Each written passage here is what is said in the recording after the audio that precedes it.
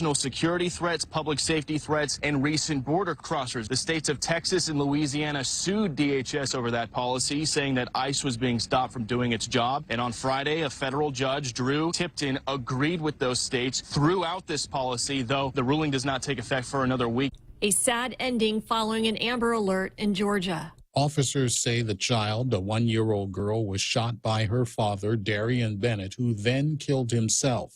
Hours earlier, before abducting the girl, Bennett shot and killed the child's mother and wounded her grandmother. Sergeant Jack Ridlinger of the Newton County Sheriff's Office says police aren't certain why it ended this way. We just don't know what triggered this. We don't know if there's any mental issues. I'm not familiar with any arrest on him yet, so I'm not familiar with his background. Ridlinger says Bennett called 911 Sunday to say he was near a church in the town of Riverdale and that he intended to kill his daughter. Gernal Scott, Fox News.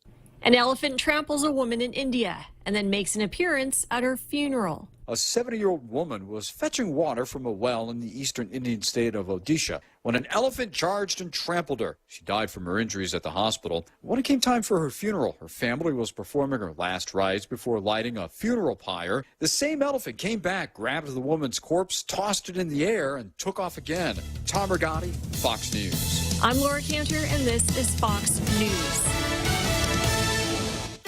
Half a day. Patsy Gogri from Security Title here with information about what a title company does. The title side of our business determines who owns a property and guarantees your ownership with a title insurance policy. The escrow side acts as an independent third party, managing the transfer of money and documents between the buyer, seller, lenders, and others. Security Title has a management of real estate closings down to a science. Give us a call. We are here to help. Subway's Eat Fresh Refresh does it again, bringing back a classic fan favorite on the menu. The roast beef returns. And not just any roast beef, it's choice Angus roast beef, flavorful and satisfying on its own, or layered with oven-roasted turkey and Black Forest ham in the Subway Club. Whether you're a choice Angus roast beef purist or like the variety of the Subway Club, both come piled high on hearty multi-grain bread with fresh hand-sliced veggies. Get your fill of the new roast beef at Subway. Eat fresh. Welcome to Tall Tales with Bob Klitzkie, the only show on talk radio where common sense is a lot more common. Phone lines are now open at 888-TALK. That's 888-8255. And now, The Point proudly brings you Tall Tales with Senator Bob Klitzkie. So here we go. Yes, sir. Starting out on a Monday, a well-regulated militia being necessary to the security of a free state, the right of the people to keep and bear arms shall not be infringed. Okay, it's a Monday afternoon. A whole week of tall tales ahead of us. Couldn't be better than that. So let's start right out with Demi Ikotny.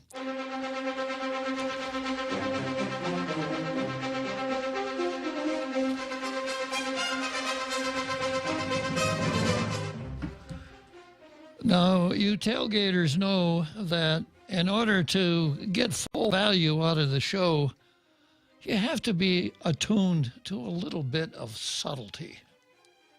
Sometimes things we don't grasp for the obvious here on Tall Tales, double entendre, play on words, overstating a point, understating a point, etc. That's all part of the show here on Tall Tales. And it's probably why you like the show so much. But today I'm going to cast all that aside here for Demi Ikotny and go straight to the obvious. It's going to take me a minute to get there, but some things are just so plain and so apparent that you wonder how anyone could overlook them. So here's the editorial that runs in today's Daily News. Our view. Help prevents youth suicide. Connect with Guam kids. A simple Google search for, quote, youth suicide rates should be enough to elevate any parent's already heightened worry over their child's well-being. According to the U.S. Centers for Disease Control and Prevention, Youth and young adults between the ages of 10 and 24 amount to 14% of all suicides. Although this percentage was lower than other age groups, suicide is the third leading cause of death for young people. Worse yet, suicide is the second leading cause of death in youth between the ages of 10 and 14. On Guam, the problem is especially concerning. According to Mary Fagetgut, a licensed clinical psychologist with the Guam Behavioral Health and Wellness Center, younger kids in elementary and middle school are attempting suicide, including an 8-year-old child just last year.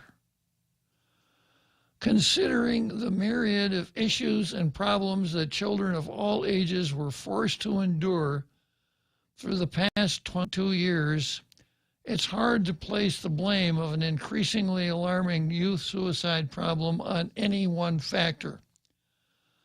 Though the world was forced to physically isolate from one another, the high-tech fury of the internet and social health connected us so quickly that it was difficult to adequately prepare ourselves, much less our children, for the dangerous consequences of such an isolated yet connected life. That's certainly true. Many factors can both increase the risk of suicide and prevent it. And as we have once again find ourselves trying to navigate this new post-pandemic normal, especially during these summer months of transition and growth for our kids, we encourage everyone to move forward with a greater awareness and focus on the mental health and well-being of our children. The truth is, suicide does not discriminate. It is represented across all age groups and social classes. Although there are always symptoms, it does not always look like sadness and depression, wrote Carissa Pangilinan, Deputy Director of the Guam Behavioral Health and Wellness Center, in a letter to the editor. We urge all parents, family, and friends in our community to reach out to our youth. Be aware of the signs of depression. Understand the risks. Don't hesitate to call behavioral health. There's a phone number here. And this editorial, of course, bottoms on a news article, a 5-page news article that ran under the headline, Behavioral Health Looking at Causes of High Youth Suicide. And there are a couple of points that I want to pick out here in this article.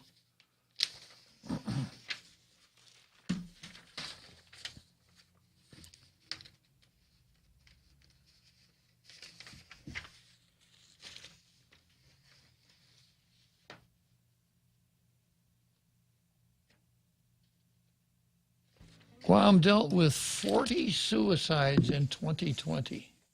40. About one every 9 days. Now, my own experience is this. Obviously, I comb through the newspapers pretty thoroughly every day. That's how I'm able to do the public law 36-34 portion of the show and find all of these nuggets nestled in the classified pages. And of course, I read all of the obituaries. And every time I see an obituary for someone who's 24 or 25, I can't help but being sad because, my suspicion is probably a suicide or someone in his teens. 40 suicides in 2020, one every 9 days. With the island having such a high rate already, the number during pandemic years wasn't historically high as 2016 or 2018, both of which had higher rates. Data for 2021 is preliminary, but shows 23 suicides. The next part of the article deals with communication. Well, okay, suicide is not a good thing. Wouldn't a proper message for a society to teach young people would be the message that suicide is not a good thing? That suicide is not something that puts that is desirable for any reason, no matter how dire. It's just not a good thing. Well, here's my own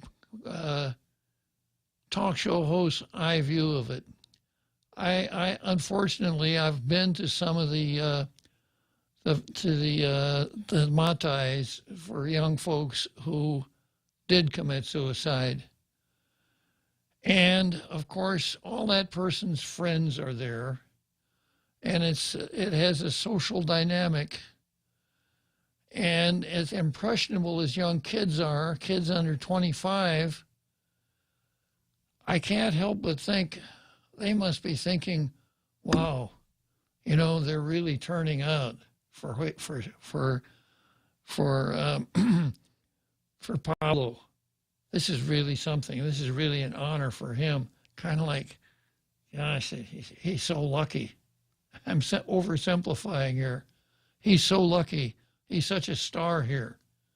Gosh, I'd like to be. You see where I'm going with this, Jose? Yeah, and it's something that's been a pattern that people have seen, not just here on Guam, but other places in the States as well.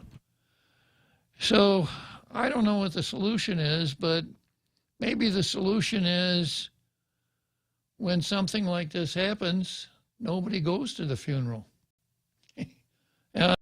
I know the big C word just comes flying on and it circles my throat and just about chokes me with that C hitting me right in the throat. Well, it's the culture. You have to go to the dead. What kind of thing is that? I was just listening to the radio this morning about, this comes from the gun control folks, talking about the development of the prefrontal lobe of the brain. This is the part of the brain where inhibitions come from, planning ahead, fear, things like this, perhaps the ability to think things through and not reactive, and not the anti-impulsive part of the brain. And I've made the point on the show before that the reason we enlist kids in their teens, they make the best Marines, the best soldiers, because somebody's 19 years old, brain development isn't such that he's going to start thinking about getting killed. He's going to do something daring and reckless. Now, I'm just talking in terms of large numbers. There are, of course, exceptions, et cetera, but that's why young kids make such good soldiers. They come as close to fearless as anyone could be.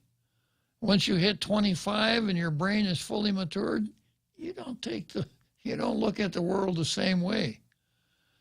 So that's my suspicion as far as suicide is concerned, that the glamorization of the funerals of kids who take their own lives may be contributing to the problem. Second, even more obvious, what is the number one myth of the island of Guam? What is the first myth that, if you're coming from San Lago, what's the first myth that you learn? Two Lovers Point.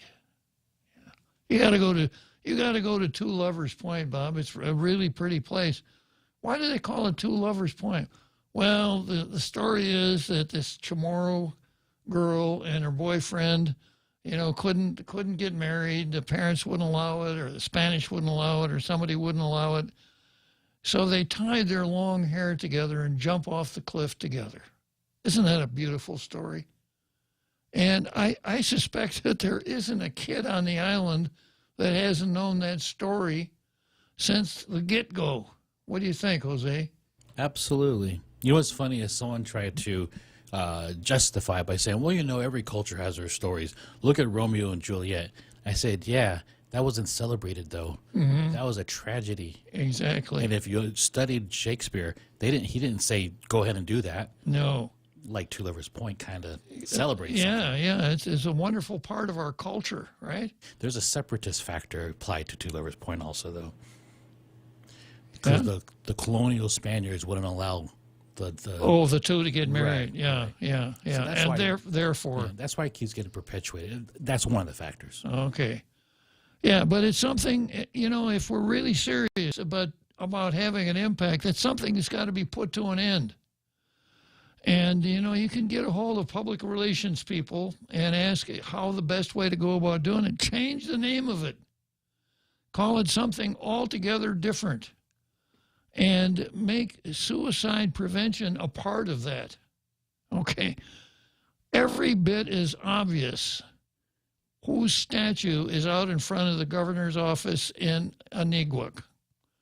Ricardo J. Berdallo. And what is Ricardo J. Berdallo famous for? He committed suicide. So he committed suicide on the day before he was supposed to report to federal prison. So this is the kind of imagery that we want to put before impressionable young kids.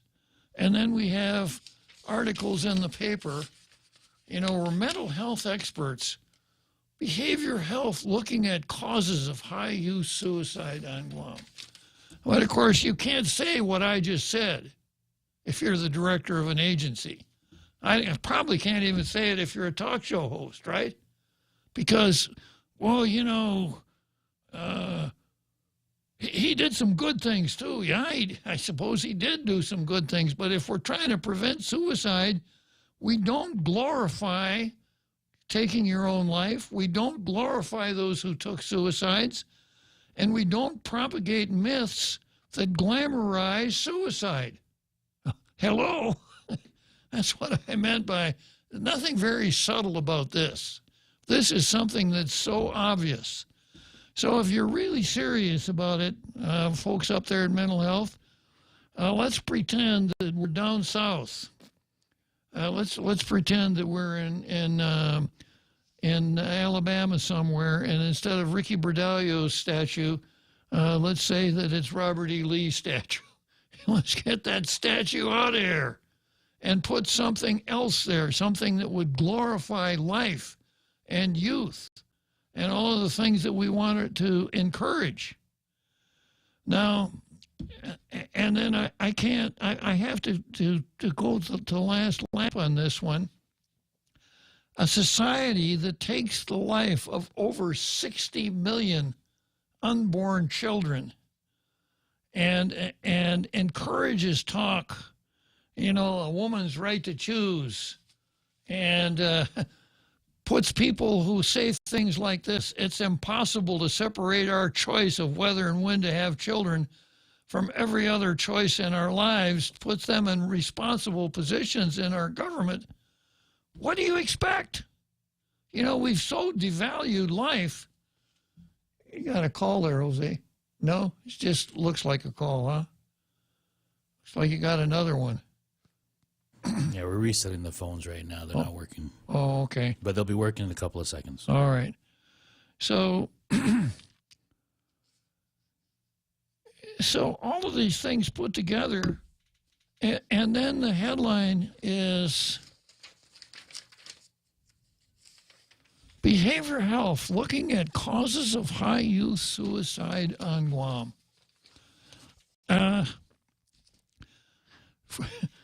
Miracle of miracles, the first sentence didn't contain the words, the insular cases, which is what we blame everything else on.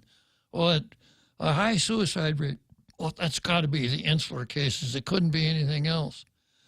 So that's the point I want to leave you with today. If we really want to have an impact on young people taking their lives, we got to get a different message out about abortion. We've got to take down the statue of Governor Berdallo at Adelup. We've got to rename Two Lovers Point and make it something, you know, like Children's Point or something like that. We have to have a campaign to teach kids that there's nothing glorified about taking your own life. You won't wind up being the kind of hero that you want to be. All right, so Elwin Champaco Quitano chimes in and says, Two Lovers Point, Serena, Duendes are all borrowed Spanish stories and applied and injected as local culture. Another example of manufacturing non-indigenous events that are called local. Lonnie Salas, that's true, Uncle Bob and Jose. Ricardo Berdallo at Antelope should be removed. Gene Nauta, maybe Governor Complex honor a person who killed himself also be considered. Yeah, I guess Gene got to it before I did. Let's go back to the top here.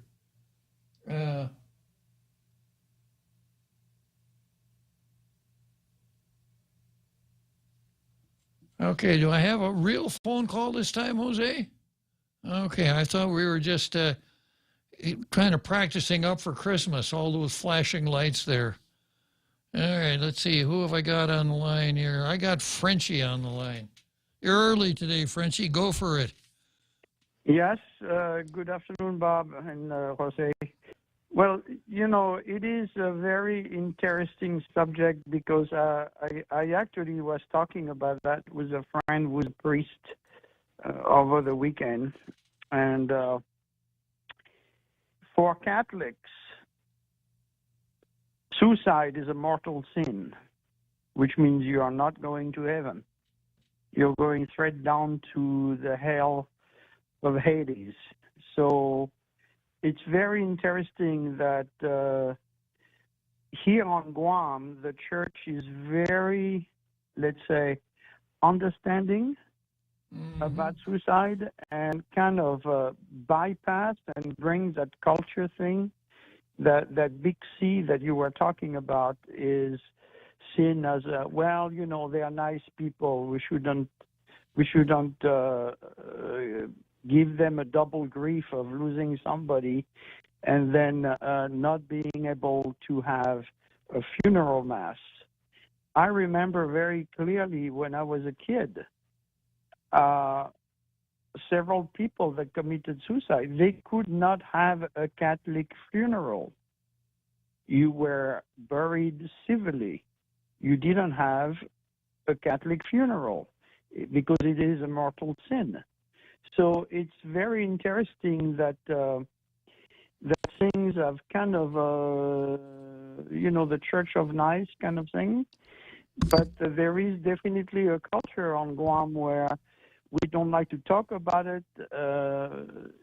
Obviously, a lot of people are able to find power poles where there is a lot of room in between the poles, but they somehow keep on eating the poles. And there is other ways to end your life, but this seems to be a preferred way of ending your life, and it's very disturbing. It's very specific to Guam, even though there are suicides everywhere. But we are a mostly Catholic island, and we have this huge problem. And many priests, and including the Chancery, are very reluctant to take this issue face forward. And I think if the church was doing its duty, you could have a different approach. I remember as a young teen being very desperate, and to me, suicide was not an option at that time because I knew I would go straight to hell, and this was drummed into me from the get-go. And you say, well, you know, you bear whatever you're going through, and you deal with it as a man is supposed to deal with adversity. You just don't get away easily, because that's what suicide is. But it is definitely an issue here on Guam, and I think the way we are dealing with it kind of encourage for more suicides, because we make it sound like it's glamorous somehow.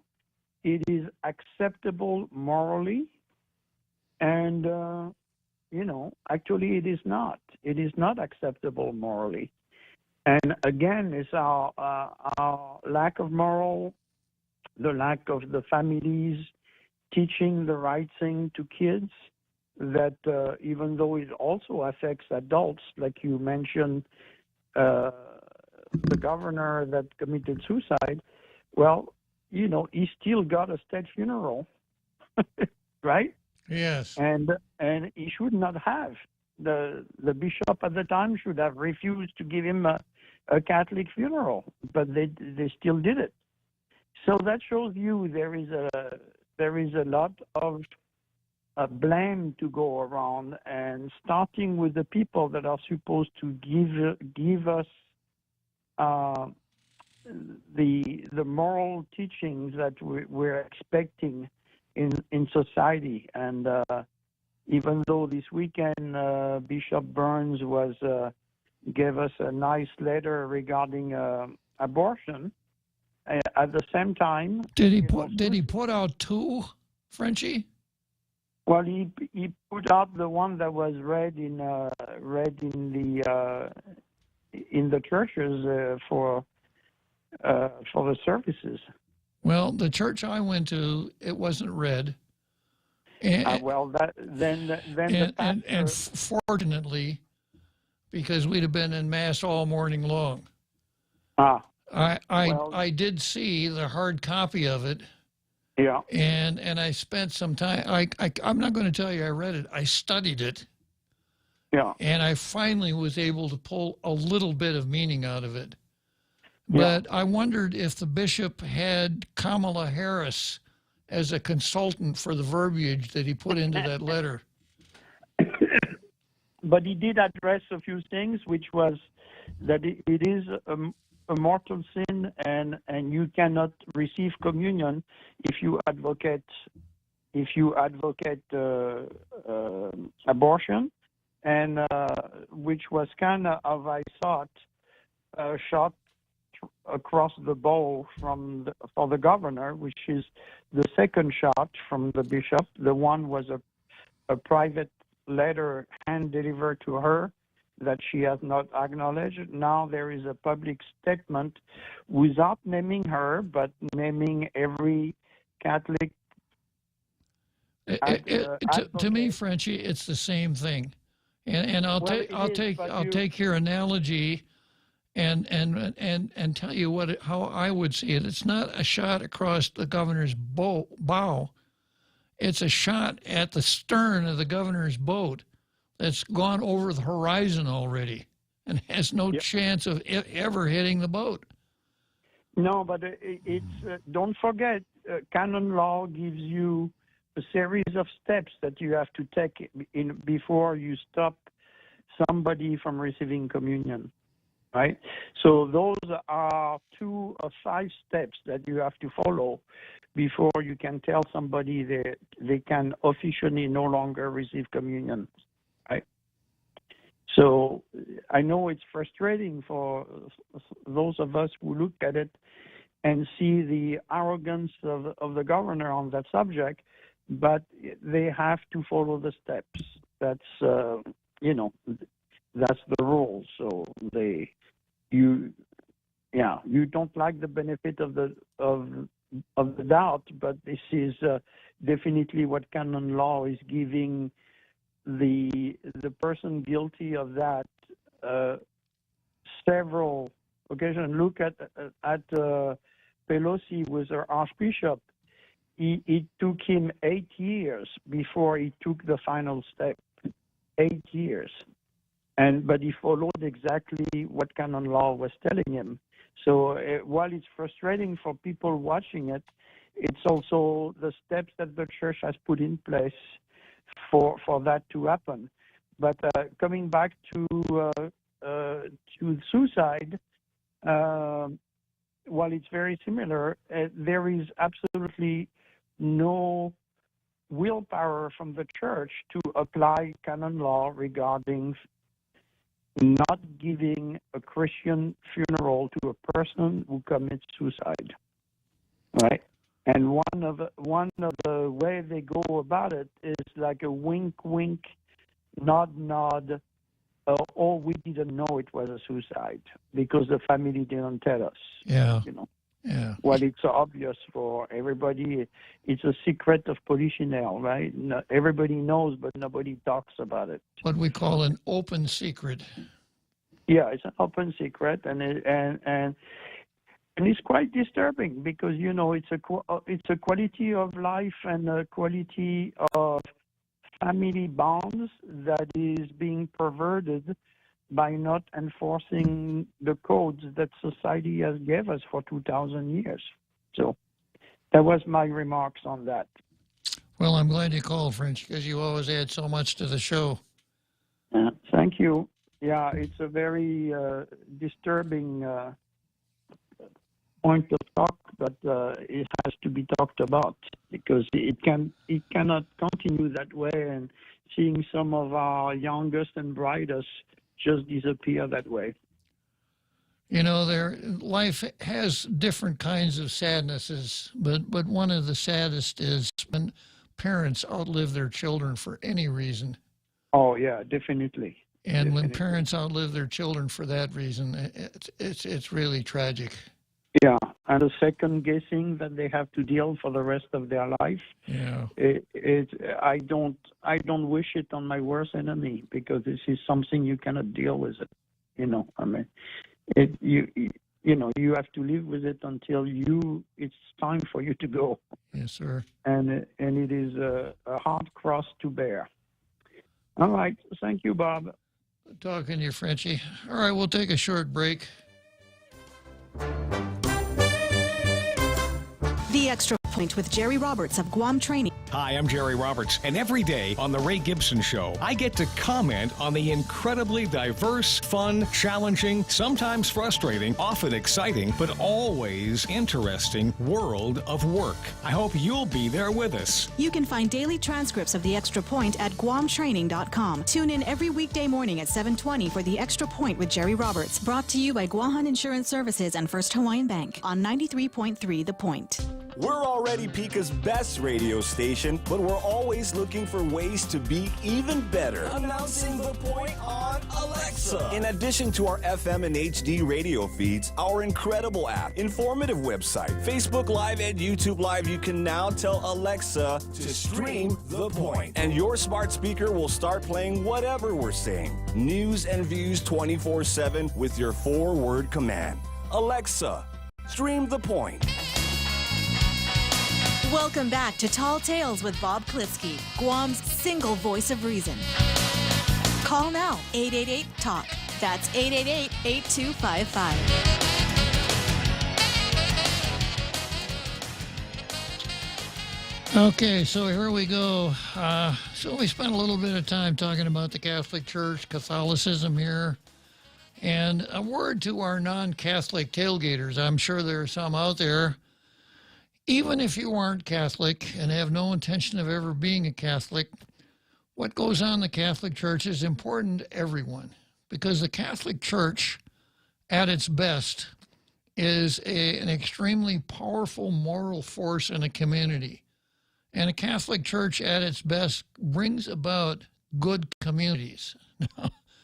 Unfortunately, we have a pope right now who probably is a classic example of the opposite of what I'm talking about. We have our weaknesses right here, as Frenchie just highlighted. And I'm looking at Bonnie Suba's post on Facebook. Bonnie says, I see the Catholic Church and others sit on the fence on controversial issues. Catholics weren't allowed in church if they were divorced. Well, not quite, Bonnie. You could be a divorcee and you could go to church and you could take communion, provided that you weren't in an irregular marriage, which would be bigamy in the eyes of the church. The colloquial word is don't shack up. Yeah, exactly.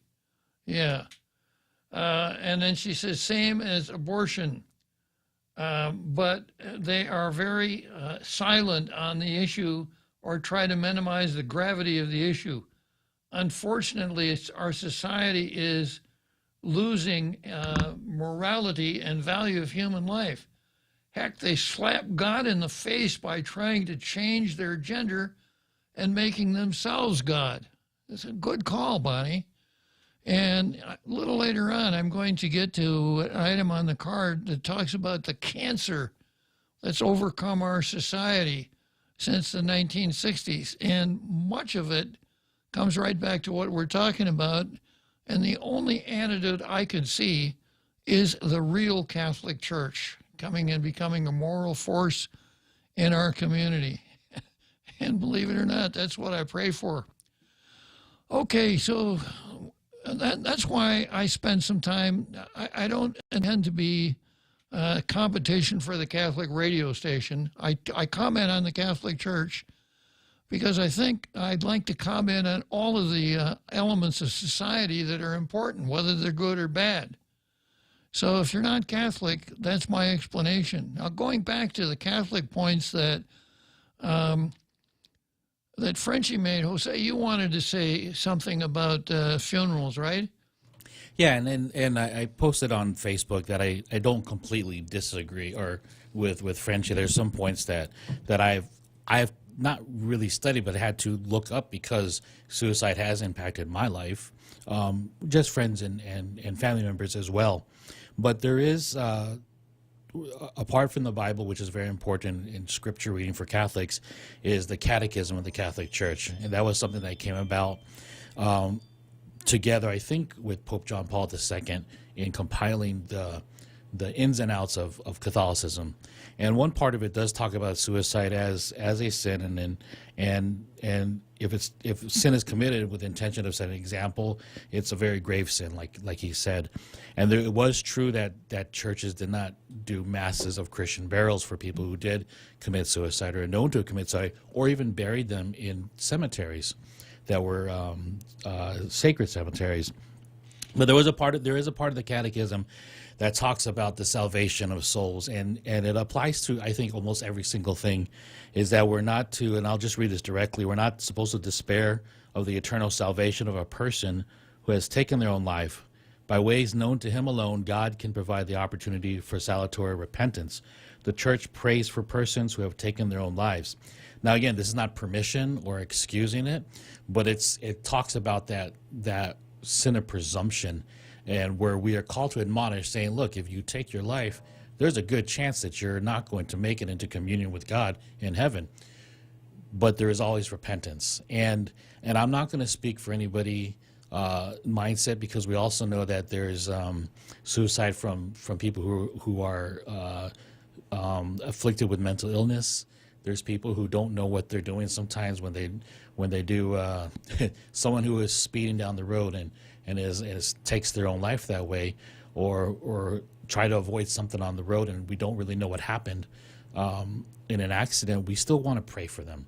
And I think the Church does sometimes give a mixed message when they don't give the foundations of the truth out there. But it's very important to say, number one, suicide takes you out of communion with God. I think that's the right way to say it. Same with abortion and promoting abortion. When you take yourself out of that communion with God, you've excommunicated yourself from the community, and most likely you're not going to be in heaven. But we also must pray, because we have to be hopeful. We also have to understand that God is more powerful than our understanding. But that's the Catholic take. That's the Church's take. And I just wanted to speak on that. Frenchie and I talk a lot about things, and we don't always agree with subject matters. And this is one of the places where I thought it would be good to chime in.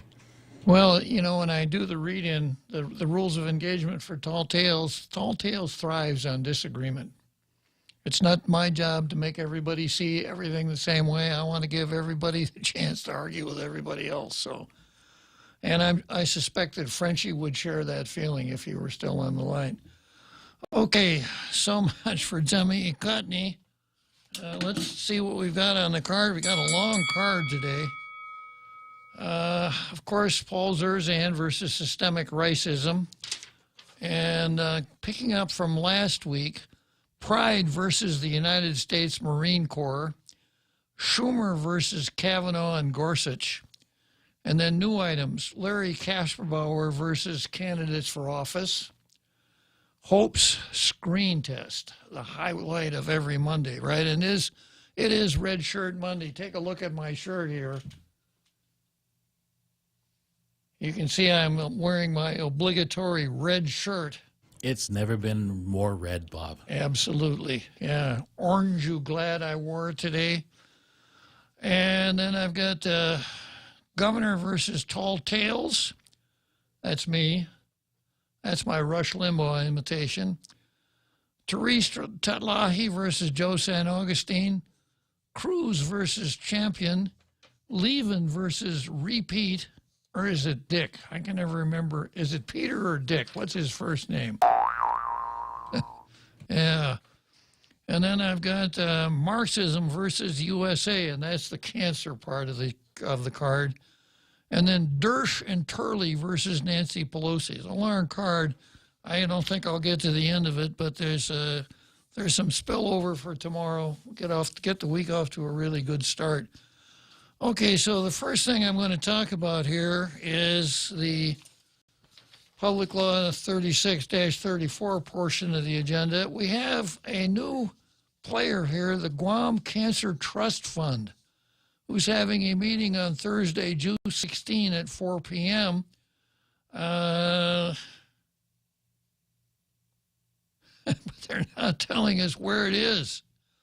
The Guam Cancer Trust Fund Council will hold its monthly meeting online Thursday, June 16 at 4 p.m. If interested in attending, please register with Remy Lynn Yamanaka at GCTF at Triton, etc. So I guess they're not even going to put that out. You got to send an email to Remy Lynn, and she'll tell you how to get into the Zoom. Now, here's the agenda. Number 1, call to order. Number 2, approval of minutes, April 28. 3, report from the chair. 4, report from GCTF program manager. 5, old business. Revised rules and regulations sent to Speaker Therese Tatlahi's office.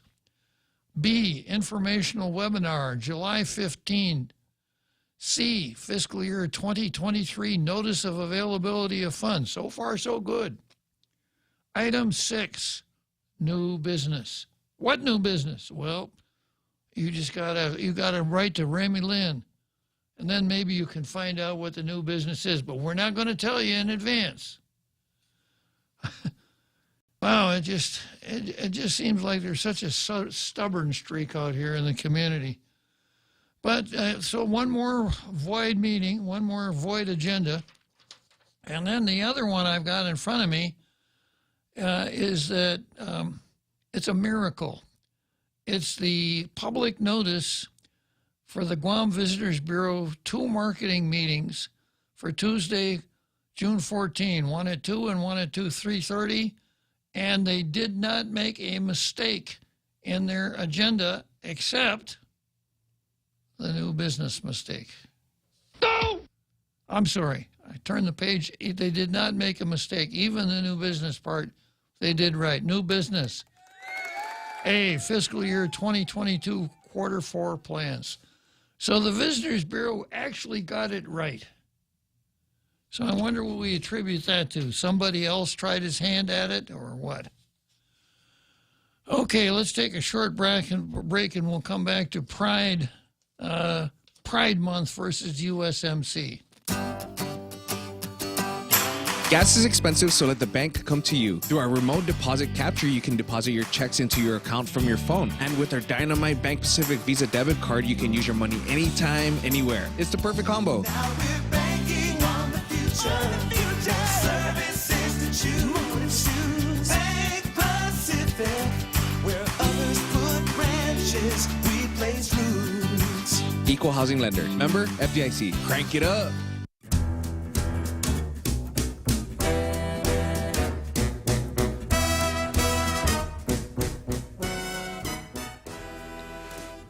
Okay, so here we are. Got about 15 minutes before the big halftime show. So I've got an article here from the National Review written by a gentleman named Robert Berg. And the title is, The U.S. Military Shouldn't Celebrate Pride Month. Well, is that bigotry? Is that queerophobia, or what is that, Jose? Saying the U.S. military should not celebrate Pride Month. I'm reserving my answer. I like to call a friend. I don't want to get canceled. I'm saying all the PC There answers. you go. In June, which means that our culture is now marked by seemingly omnipresent celebrations of Pride Month, even the U.S. military has gotten in on the act. Throughout June, the USMC takes pride in recognizing and honoring the contributions of our LGBTQ service members. The official account of the U.S. Marines tweeted last week. We remained committed to fostering an environment free from discrimination and defend the values of treating all equally with dignity and respect. Attached to the tweet was a picture of a Marine helmet with 6 rainbow-tipped bullets strapped on it. It's a ridiculous message that captures the stupidity of letting politics hijack military operations.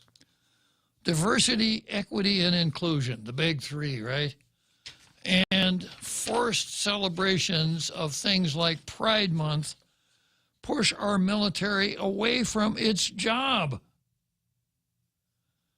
Here's the job of our military: to fight and win our nation's wars. What a radical idea that is. I do not support LGBTQ plus activism, and I do not think Pride, these are not my words, these are the author's words, but I'll take them, just as though I wrote this story myself. It's exactly my thoughts.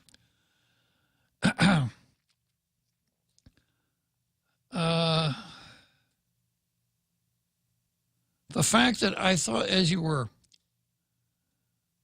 I do not think Pride Month is something that should be openly celebrated by government organizations, especially our military. The fact that I thought seriously about deleting that last sentence, as I know I will be called a bigot for it, perfectly illustrates why the military should not be weighing in on cultural issues that have nothing to do with combat readiness or mission set. I acknowledge we have quality gay, lesbian, and bisexual service members who do their job well, but their quality has nothing to do with their being gay, lesbian, or bisexual. That the U.S. military feels the need to celebrate their sexual preference as something that makes it better should be a natural head scratcher for everyone, including those service members who fall into those categories. For one thing, the military has limited time and resources. Dedicating them to things like Pride Month celebration is simply wasteful. DEI, that's diversity, equity, and inclusion, is taking root in our military and draining resources, and I can promise you it has only gotten worse since I wrote about it last year.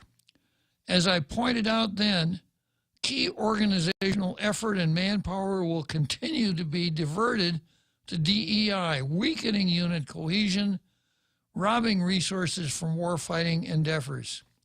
If military service members want to celebrate Pride Month or create pride events themselves, by all means, go for it.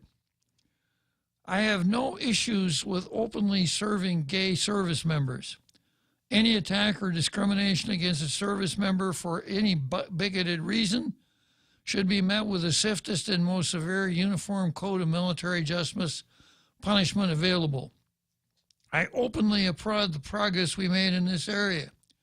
That progress was made not through DEI, however, but through the idea of mission-focused unit cohesion, highlighting how the individual contributed to the team and the mission.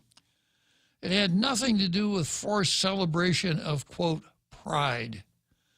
DEI efforts are dividing our military and turning it into a social battleground. Those on the left do this because they know the vast majority of the military are afraid to speak out. And if they do, the military leadership will crush any dissent.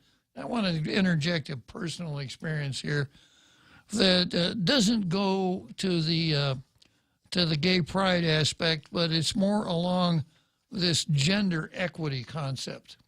Now, this happened quite some time ago when I was listening to another radio show. That's before The Point was on the air.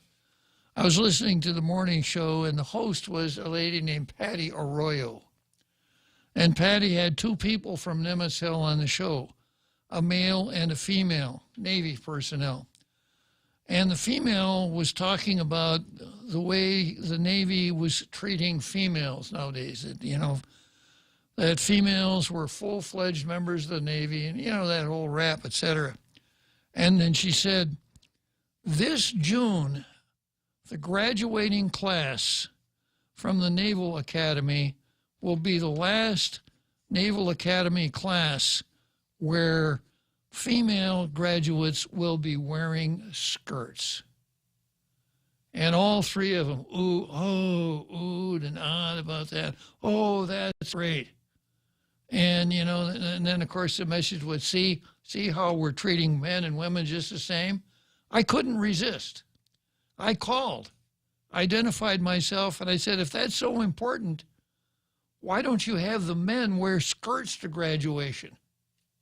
They thought that was just a silly idea. Why is that silly? And it goes along the same lines as... And that's the point. That's the rice is red. I don't give a damn what you say. How much you know about cooking rice in a choti, that rice is red. And you stick with the agenda, and anyone who comes along with a different take on it is obviously the odd man out. But I still think it makes as much sense either way. Okay, going back to this article here. Indeed, one of the most serious issues with pushing Pride Month in the military is that everyone knows it has no place there, but no one will speak up. I am not alone in believing it has no place in the military mission. However, if anyone in uniform dared to say this publicly, they would face serious consequences and likely be drummed out of service, or at least have their career ruined. I have never heard an argument that coherently captures why the military should weigh in on this particular social issue. Because we have LGBTQ service members? Well, we have pro-life service members. I don't recall celebrating the March for Life. I'm strongly pro-life, but I would also be strongly opposed to the military promoting the March for Life. It has nothing to do with the ability to fight and win our nation's wars. It would also divide our military members unnecessarily on a topic on which the military should have no stance. Now, I got to stop and talk a minute about pride, okay? Pride is a human emotion, right? And we would hope that everyone out there in our international radio listening audience has something that they show some pride in, that there's something that they're proud of. And I'm no exception. There are some things I'm proud of. I suppose there are some things I'm not so proud of, right? But, the things that I'm proud of are the things that I had to do. It took some effort on my part, potentially some sacrifice, something maybe like hard work or something like that. It's not something that just descended upon me, which is the LGBTQ rap. Well, that's just the way we're made. So this is something to be proud of. So I should be proud that I'm 6 feet 4 inches tall, right? Whoa, hey, shorty, I'm a lot taller than you. I mean, that makes no sense. If there's nothing to be proud of, if that's the way you are, if that's the way God made you, that's not a source of pride. So if you want to have that's the way God made me thing, then there really isn't anything to be proud of. That's my 2 cents worth on the subject. The article goes on to say, a possible counter to this and justification for the military celebrating Pride Month is the alleged need to counteract a systemic nationwide deprivation of rights from this group. But this also falls flat. Despite the left's continued hue and cry, there are no rights that LGBTQ community are denied that others are afforded. This is not some great civil rights cause the military has some moral obligation to stand up for.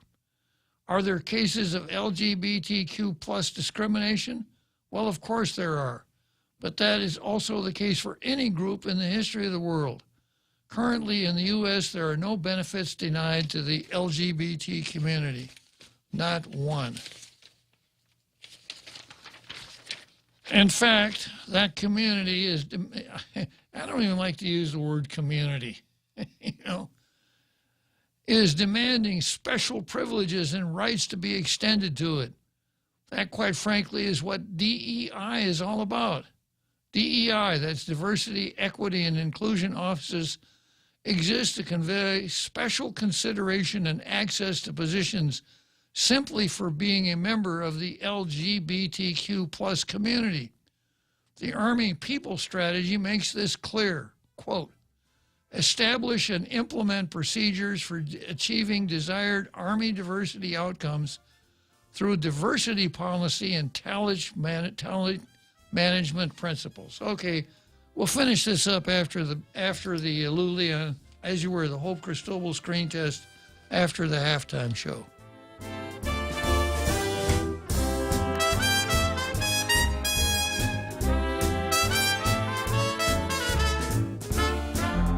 The Point is KUSG, Hagåtña, Guam, 93.3 FM and 104.3 HD3. Easing of some COVID restrictions. I'm Laura Cantor, Fox News. International travelers are no longer required to show proof of a negative COVID-19 test upon entry into the U.S. Fox's Charles Watson has the details from Hartsfield-Jackson International Airport in Atlanta, Georgia. We're hearing from some happy industry leaders. A spokesperson for Delta Airlines telling Fox News, quote, removing this pandemic-era policy is not only welcome news to travelers who are ready to get back out and see the world, but will aid in the overall economic recovery of the U.S. And the U.S. Travel Association saying, quote, today marks another huge step forward for the recovery of inbound air travel and the return of international travel to the United States. The CDC still recommends travelers to be COVID tested before their trip.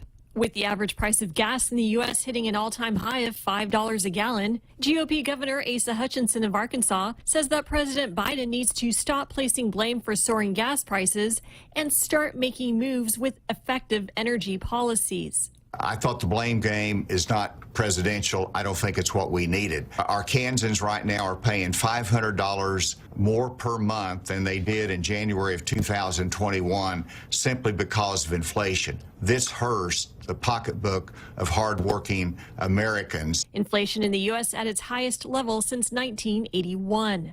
Police arresting 31 people for conspiracy to riot Saturday near a gay pride event in Coeur d'Alene, Idaho. Fox's Christina Coleman has more from Los Angeles. Officers say a concerned citizen called police after they saw the group loading into a U-Haul truck, alerting officers to the situation. Numerous county detectives, sheriff's deputies, and state troopers were on scene during the arrest. Those arrested are thought to be members of the white supremacist group Patriot Front. America is listening to Fox News.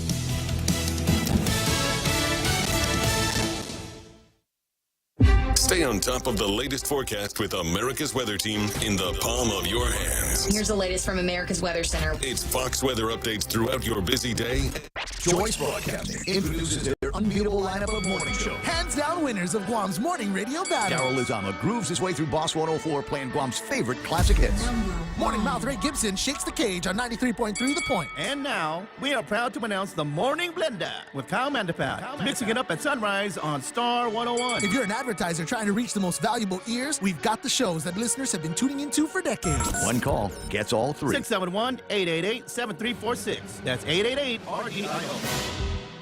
Listen to The Point anytime, anywhere on Odyssey. Odyssey is your new audio home for all the music, news, sports, and podcasts that matter to you. Find your favorite stations like The Point and discover more.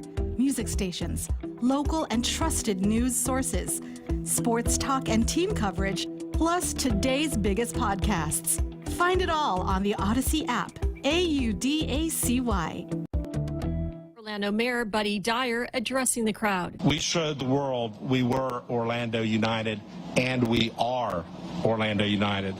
And it wasn't a slogan. You feel it, it's real. Congress designating the site as a national memorial last year. The Nevada primary is happening Tuesday, where inflation and surging gas prices are on many voters' minds. Fox's Aisha Hasni has more from Las Vegas. I just spoke to a man named Salvador Munoz a couple of days ago. He's a father of two. He's working 2 jobs just to make ends meet. I wasn't able to make it to my second job today because of gas prices. That one thing stopped me. I do still have my night shift coming up that I'm going to be going to work. Luckily, that's only a mile away, so even without the car, I can make that. But as far as it goes, it has devastated everybody. What do you mean without the car you can make that? If I had to walk, yeah, I could definitely do that. These are the challenges that are facing incumbent Democrats. In fact, 2 of Nevada's House Democrats are being primaried. Nevada has actually now become a race to the middle. It's got independent voters, unaffiliated voters that are now the majority. GOP Congressman Jason Smith of Missouri talking about his recent visit to the nation's southern border. We saw where the president is violating the Budget Impoundment Act of 1974, the bipartisan appropriations of $1.4 billion to build the wall, yet we saw over $300 million worth of wall material rusting in a scrapyard. Smith on Fox's Sunday Morning Futures. Daniel Suarez has his first NASCAR Cup Series victory, winning the Toyota Safe Mart 350 at Sonoma Raceway Sunday. I'm Laura Cantor, and this is Fox News.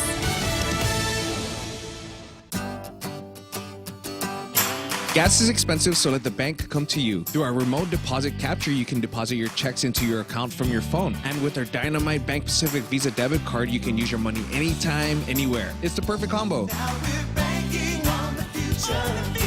Services to choose. Bank Pacific, where others put branches, we place roots. Equal housing lender. Member FDIC. Crank it up. We're already Pica's best radio station, but we're always looking for ways to be even better. Announcing the point on Alexa. In addition to our FM and HD radio feeds, our incredible app, informative website, Facebook Live, and YouTube Live, you can now tell Alexa to stream The Point. And your smart speaker will start playing whatever we're saying. News and views 24/7 with your 4-word command. Alexa, stream The Point. Are you looking for a new place to hang out with your friends? Let's go along the sidelines at Sidelines Bar and Grill. Located at 154 Iriarte Road, Unit 4 and 5 in Tamuning behind Royal Biggs. Sidelines, a hidden gem with nothing but great things to offer. Great atmosphere, great food, top shelf drinks, and a great team. What are we waiting for? Let the fun begin at Sidelines Bar and Grill. Open daily from 3 p.m. to 2 a.m. See you there.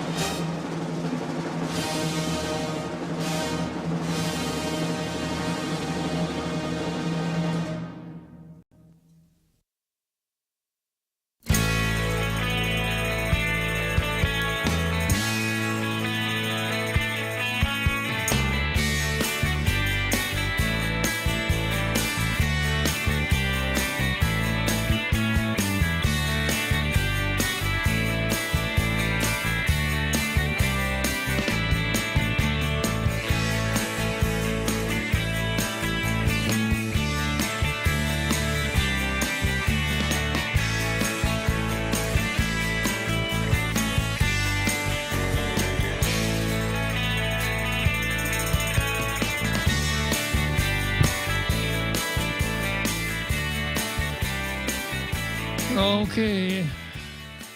So here we are for the second half of Tall Tales. And we're going to start the second half of Tall Tales with Hope Cristobal's screen test. Go for it, Jose.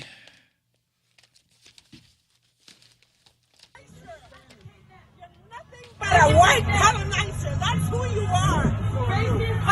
Colonization is the same thing as slow murder. You're a murderer. That's who you are. We need to just do different.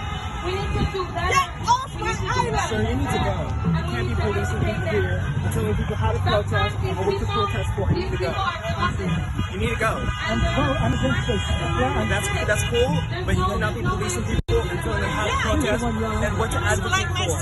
She has a right to go. I'm an indigenous tomorrow. I have more rights here than you are. You came here because of the structures of colonialism, asshole.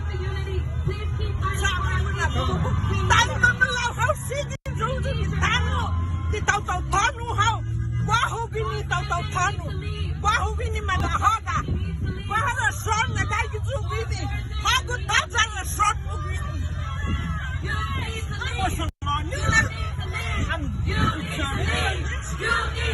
You need to leave. You need to go. Please. You need to get out of here. Please, pause this. Get out of here. Please, this is not your place. When I get a chance, go. Please. Thank you. Thank you, pause this. Please leave. No, you think not to What happened, man? Well, he confronted me. What did he He's say? telling me I shouldn't be here. I support Black Lives Matter. It's part of the colonialistic systemic racism. And I came here to support these people. He's a white man that has come here. And he continues the legacy of colonialism. He continues to fight people, individuals, my goodness. I'm a former senator. I authored the Commission on Decolonization. Ay, mamalo. We are proud of you, Auntie. Si Diyos mangasi. We're proud of you. But we're half of the African American. He's safe. So there we are. Hope Cristobal's screen test. We run that every Monday. I think it's important for our international radio viewing and listening audience to have exposure to the voice and face of the Chamorro separatist movement here on the island. You're a white man. You have no business here. Get off our island, etc. I wonder, every time I watch that, I wonder how she's able to talk with her teeth so tightly clenched. Maybe it's just a lack of synchronization of the sound with the picture. But I can see a side career as a ventriloquist. yeah. But she's high up in the separatist movement. She is the chairman of the Chamorro Language Commission.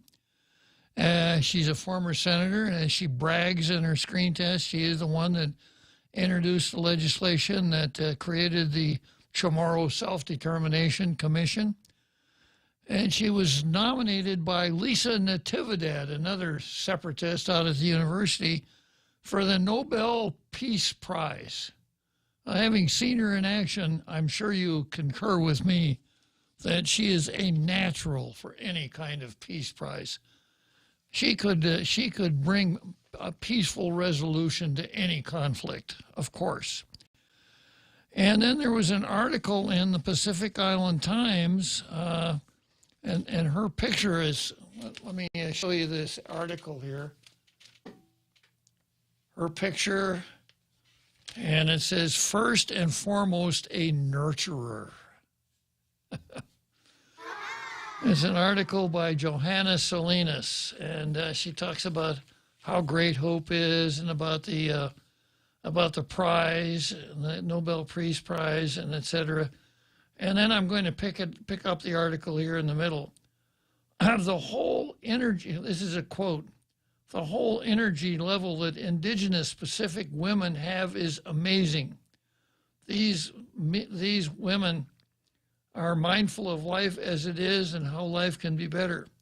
Because we are nurturers, we are defined by nature nurturers. You know, I could see how nurturing she was when she encountered Paul Zerzan. And then the article goes on to say this: as an activist, Cristobal is not afraid of confrontation. At the Black Lives Matter rally in Hagatna last year, there were counter-protesters harassing us. That's a quote from Hope. So you just saw those counter-protesters harassing her. I wasn't afraid to back down, she said. Counter-protesters harassing. There are always people out there who will challenge you. These are just part of the journey. It can be hard because I'm an educator. I went to the BLM rally because I want to show my support for oppressed people.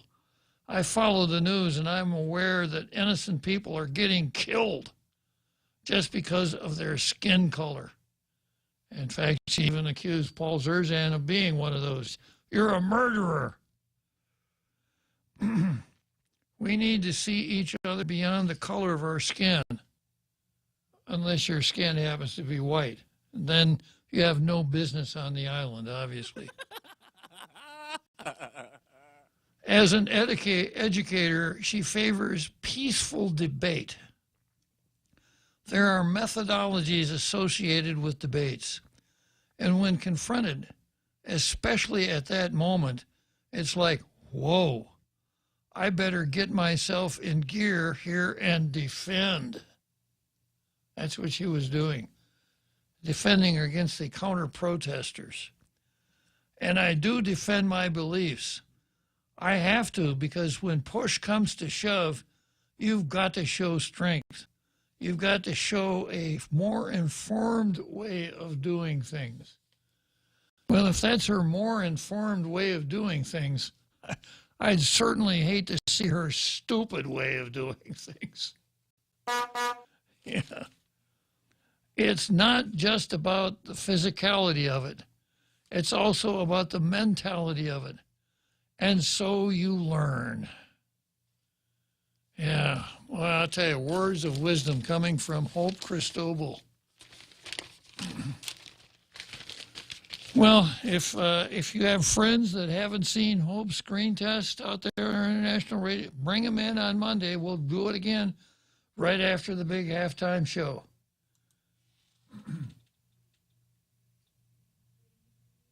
And then let's see. We've got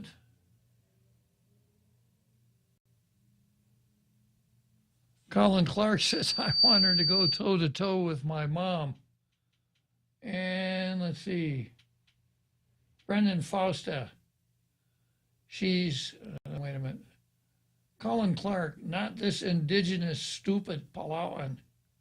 Palauan, for you non-Chamorro speakers, is a Chamorro word for woman.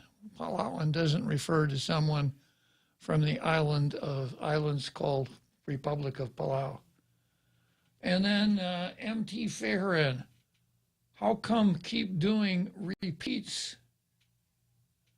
And I think what he's saying, why do I keep doing this?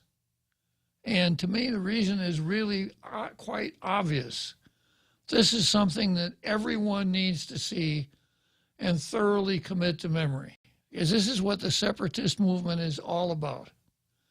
So if Hope behaves like this, living on the U.S. territory of Guam, given our particular set of laws, rules, customs, traditions, ethics, etc., what would she be like in the People's Republic of Guam with likes of her in charge? Wow.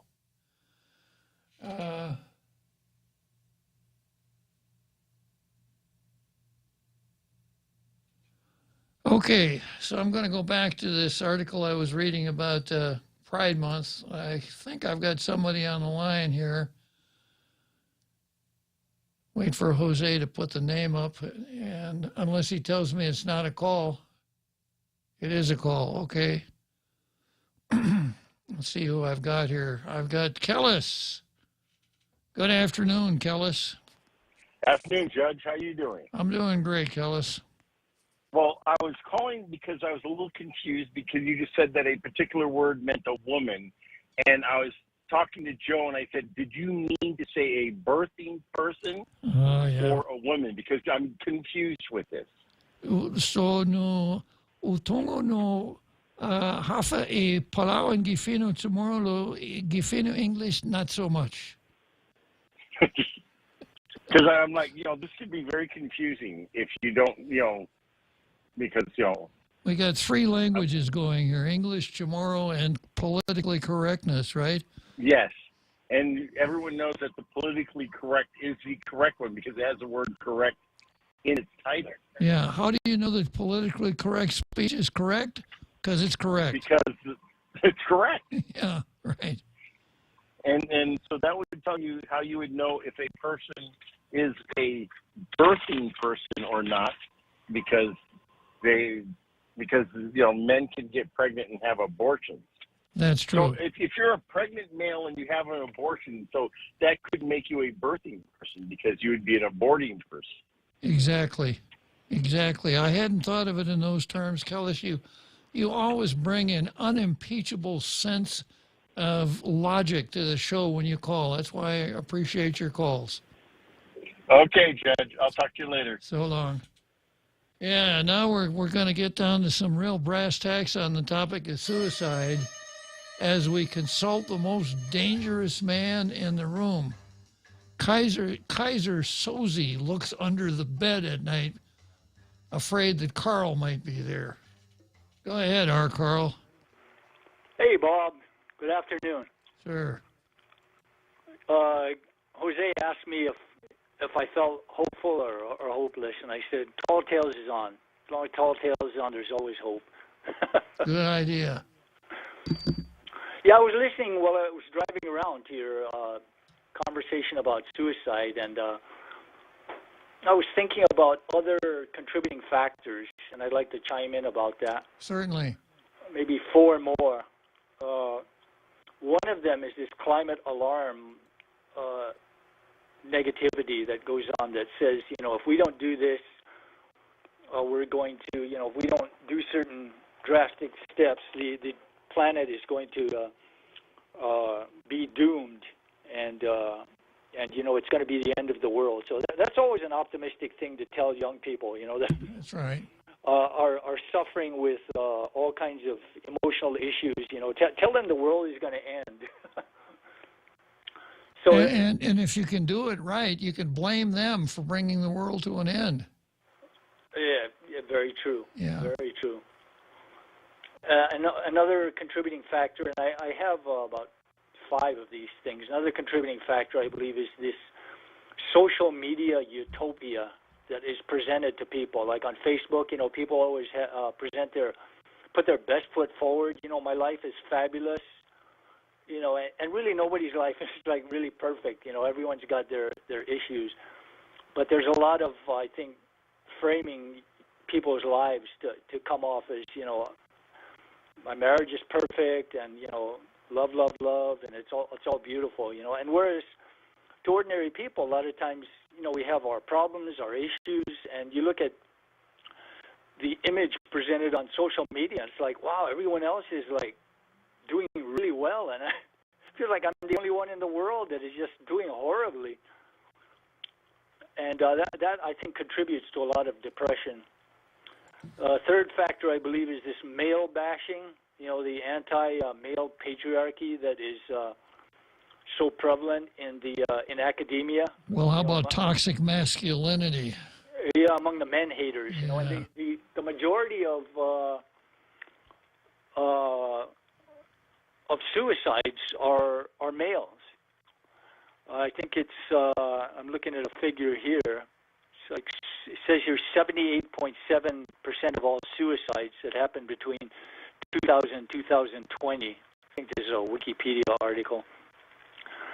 But men are under a tremendous amount of pressure, to perform and to be a certain way, and to, So I believe this male bashing, this hatred of men, and blaming them for so much of what's going on in the world, especially if they're white males. That's the worst thing you can be. A white Christian male is. Oh yeah, I was about to add that in. Unless you're a white Christian male, and that's the absolute bottom of the barrel. I mean, you're just basically scum on the bottom of the barrel. And then fourth factor, I believe, is this self-esteem movement, which has become so popular in the last few decades in the schools.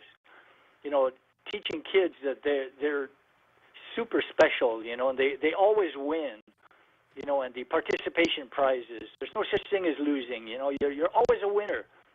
24 hours a day, you can do, you know, make the wrong choices, you know, steal something, do something really bad, but you're really a fantastic person. And you know, as they get out into the world, they begin to realize that life doesn't really care about your self-esteem. There's a lot of getting beat up and knocked around by life. And I think it's a shock to some people. And I've been wondering if some of these shootings, these mass shootings, are partially due to young people, young men especially, snapping because they've been told that they're never supposed to lose. You know, they're always supposed to get the girl. Their career is supposed to be fantastic. They're wonderful people.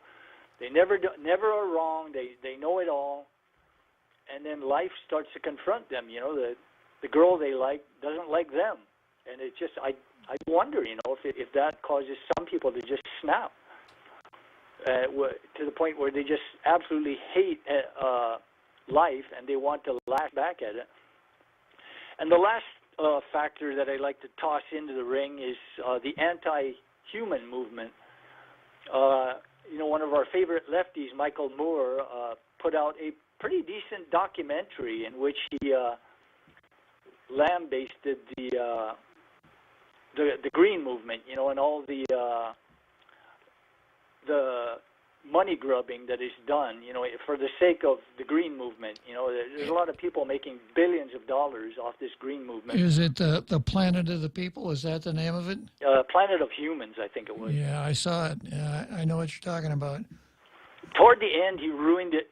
Well, it was still pretty good if you could just cut off the end of it. Right. Because he started commenting about how human beings are just like a virus on the face of the earth and needed to be controlled or, if possible, minimized or even eliminated. You know, that nature would be so much better if we just killed every single human being on the face of the earth.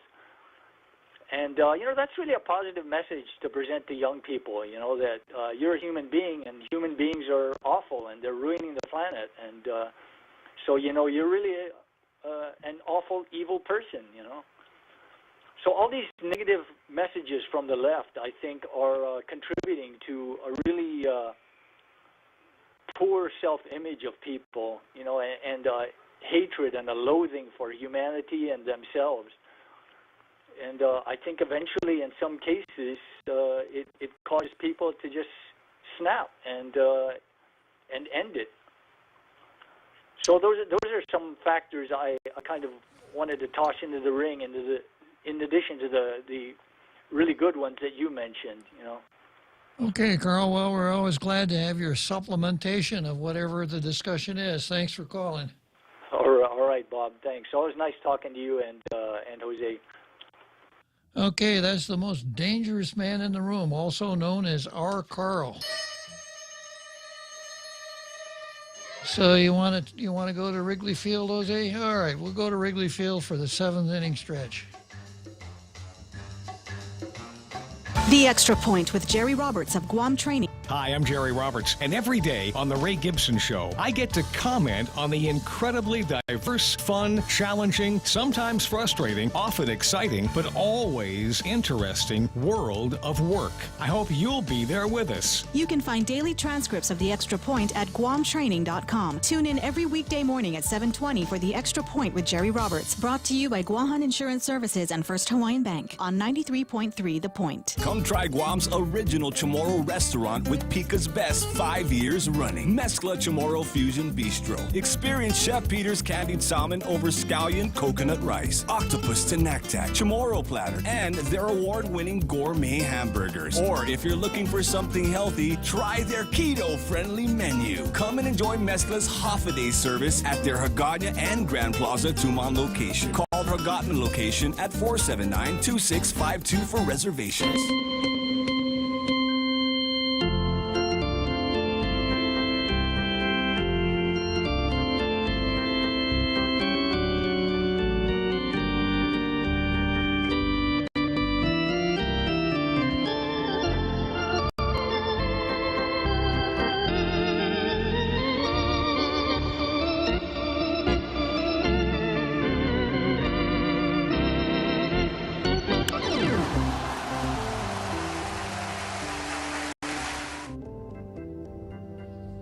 Okay, so here we go. I'm going to pick up the article about why the military should not be celebrating Gay Pride Month.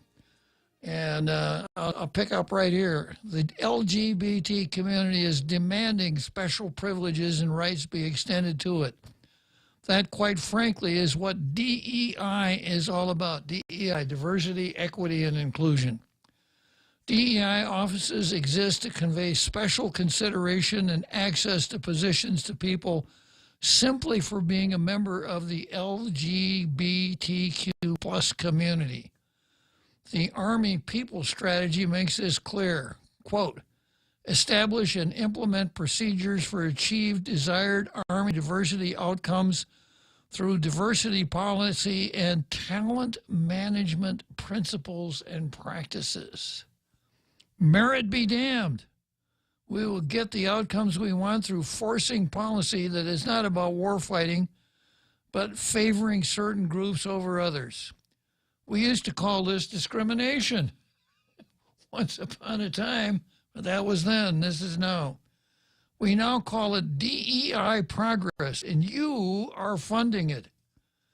I understand that individuals draw their life experiences to overcome challenges, but I see no benefit for the military in openly supporting one group over another. The author says, I've been in numerous combat engagements and even had some combat wounded and decorated for valor for multiple acts of heroism in the face of the enemy. Never have I thought that people with my background should be given special consideration for service and promotion because clearly I must have what it takes. That's absurd.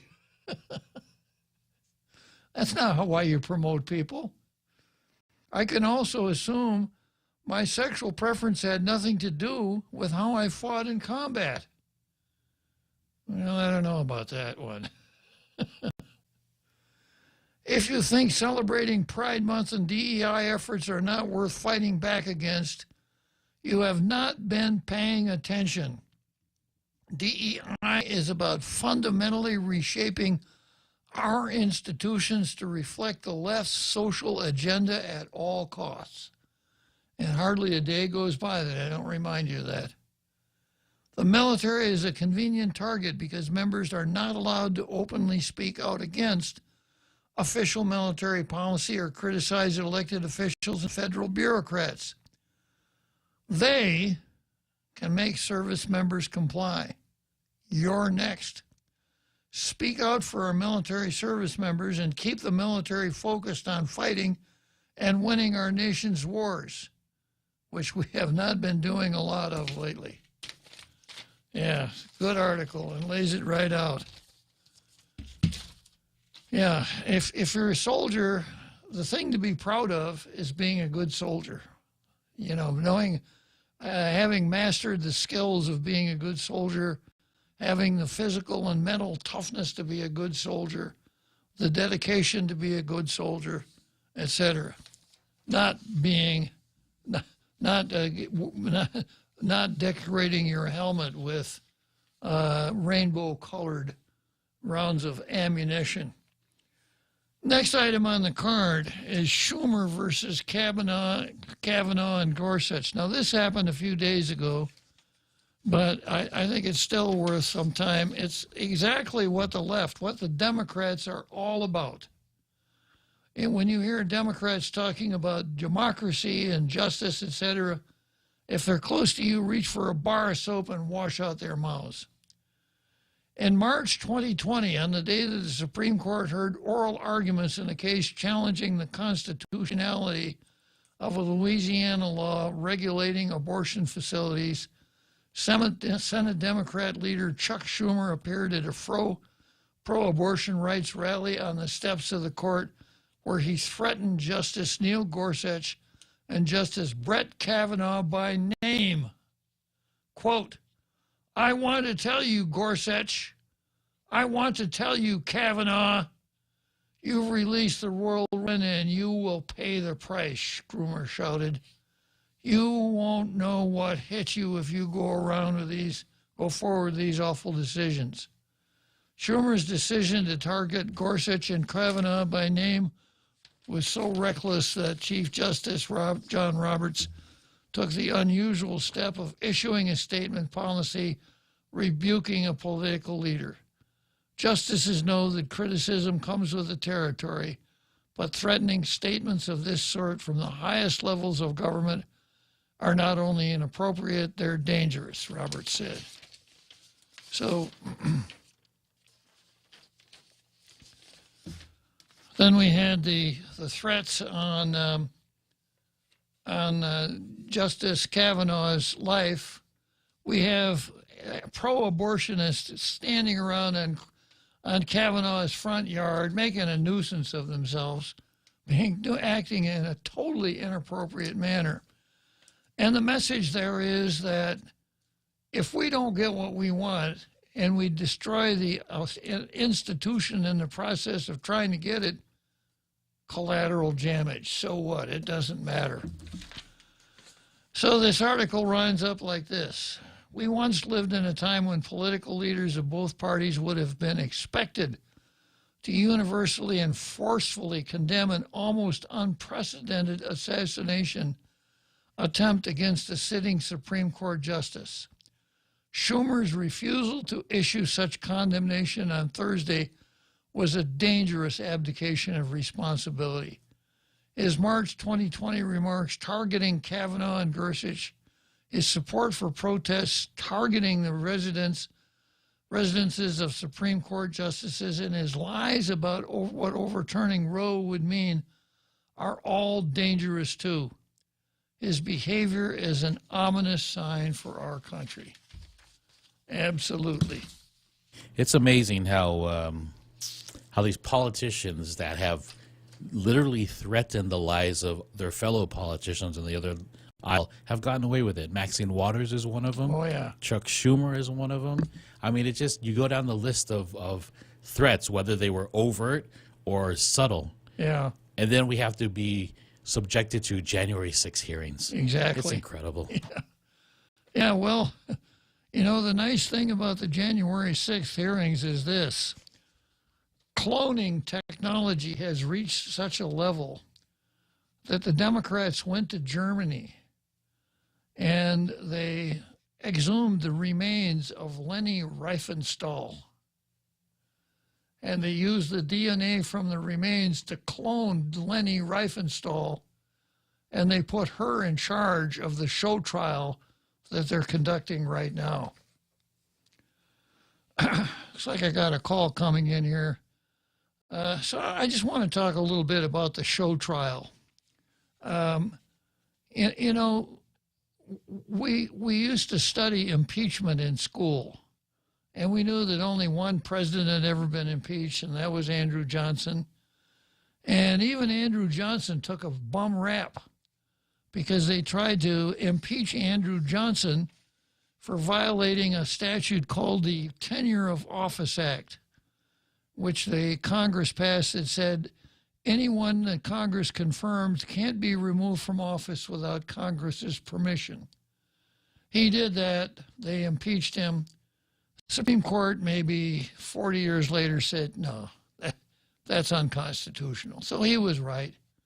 He was not convicted at trial. And we thought that, presidents don't get impeached much. When Clinton came along and was impeached for some really personal misconduct, I did not cheer. I did not like the Clintons. I still don't like the Clintons. I'll never like the Clintons. But I didn't want to see him impeached.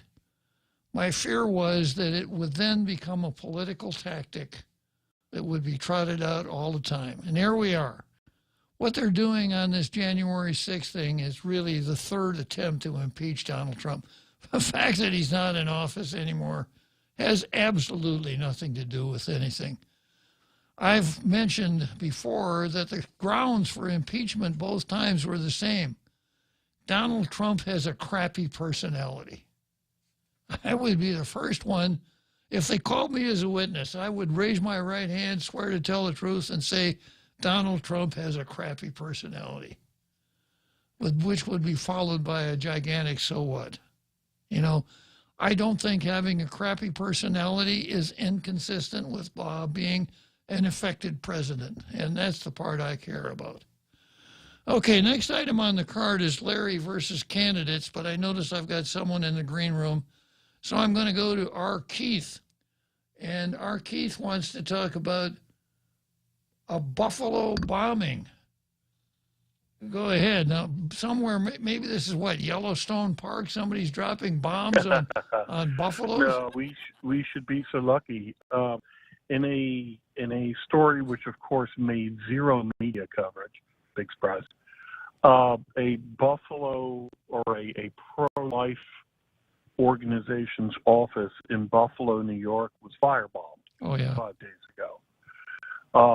Through Molotov cocktails, burned, scorched one room. Thankfully, no one was hurt. The place was unoccupied at the time. So it's received a big so what or non-story from the media, and from the very same people who are saying that Trump somehow caused, I love it, insurrection. 200 people with the figurative equivalent of pitchforks, and that's going to overturn the U.S. government, and so they're going to call that an insurrection.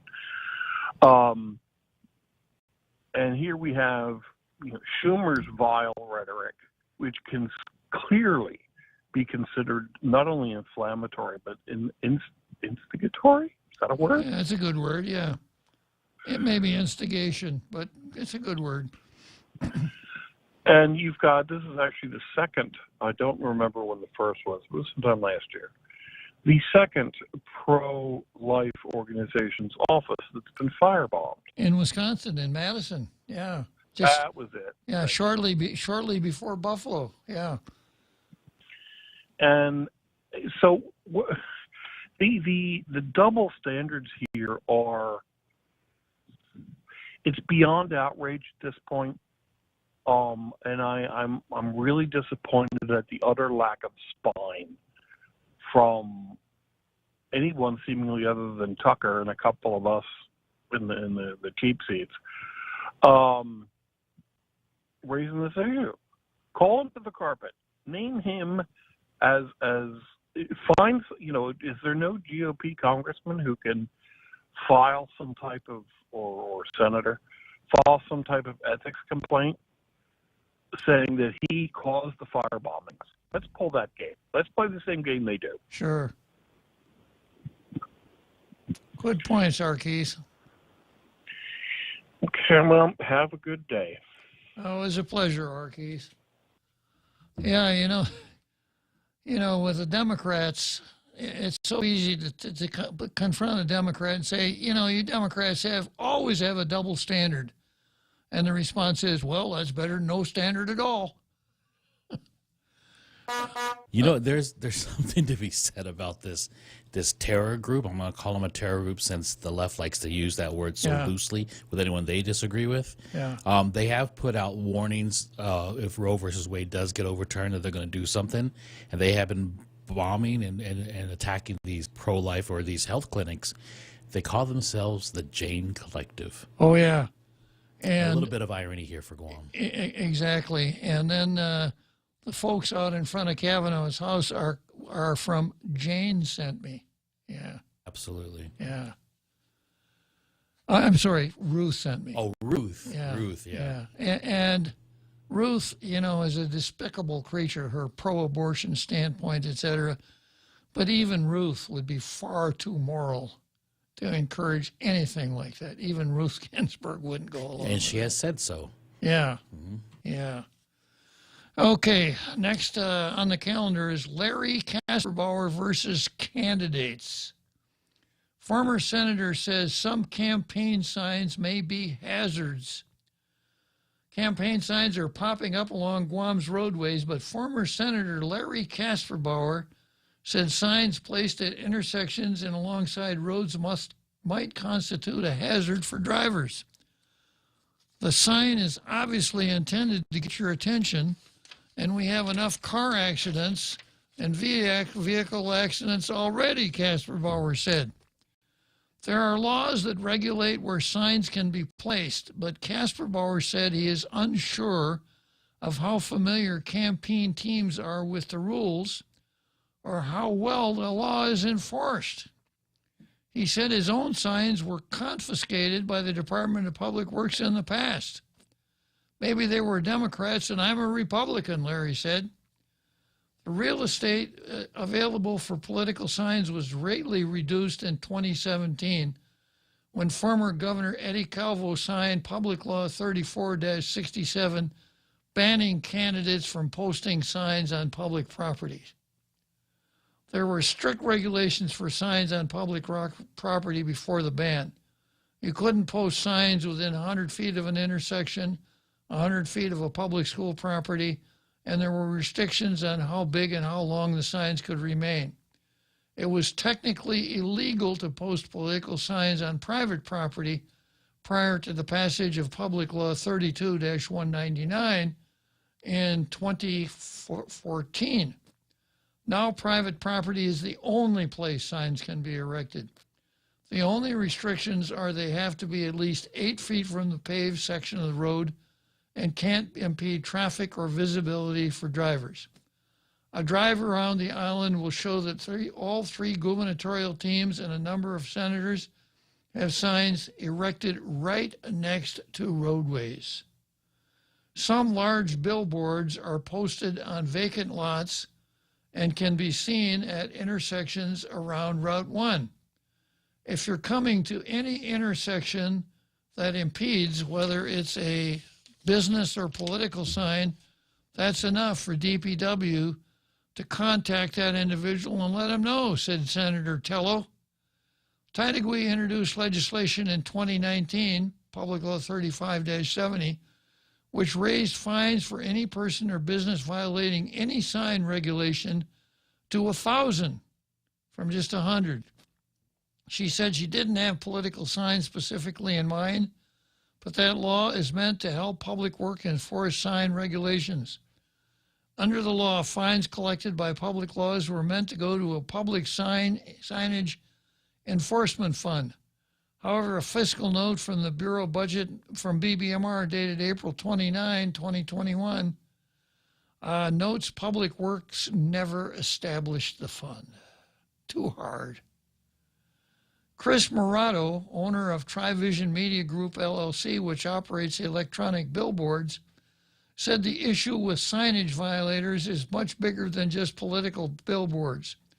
There are lots of issues with billboards here on Guam. Number one, they're illegal, completely illegal, Morato said, and he's right. You can't have a billboard, and I've explained this before.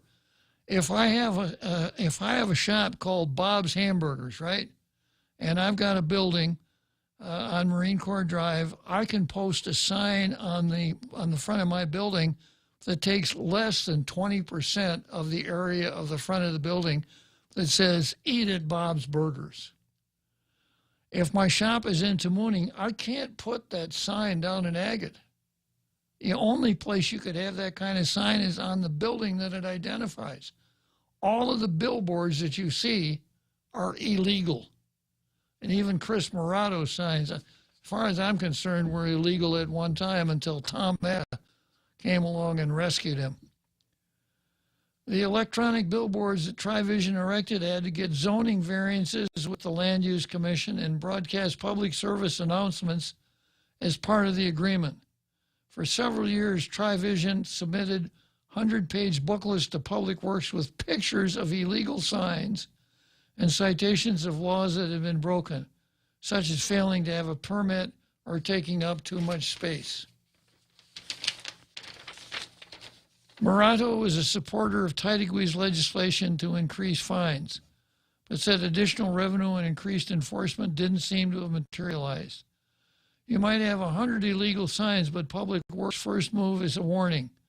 So maybe only one of those won't follow the warning, and only one will get fined, Morato said. Public Works Director Areola said during a June 4 hearing, the agency only had 4 inspectors for the entire island, mostly focused on building inspections. They can only react to complaints about signage. For Morato, advertisement billboards are visual pollution, and while restrictions on political signs were very lenient, Morato had a different opinion of them. Politics is very public and popular, so as a citizen, I honestly don't mind. The public wants to know who you are as a candidate. The candidates want to show you who they are. How do you, Mr. Morato, how do you do that with a sign?